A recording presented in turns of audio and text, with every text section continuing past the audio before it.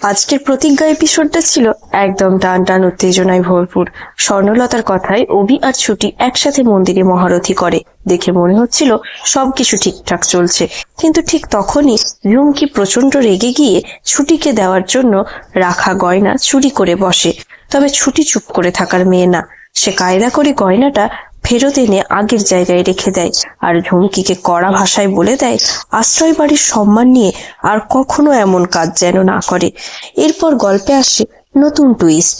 রোমা ব্যানার্জি আর পরীর সৎ কাকা চুপি চুপি আশ্রয় বাড়িতে ঢুকে দলিল হাতানোর চেষ্টা করে। ছুটি খবর পেয়ে মন্দির থেকে ছুটে এলেও কাউকে ধরতে পারে না। অন্যদিকে অভিমন্যুর বিয়ের প্রসঙ্গ উঠতেই স্বর্ণলতা সোজা জানিয়ে দেয় অভির বিয়ে হবে শুধু পরীর সাথেই, অন্য কারো সাথে নয়। আর আগামী পর্বে আসছে সবচেয়ে বড় ধাক্কা।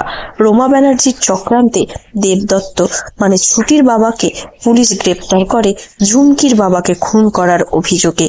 কি হবে এবার? সত্যিটা সামনে আসবে তো? জানতে হলে দেখতে থাকুন প্রতিজ্ঞা।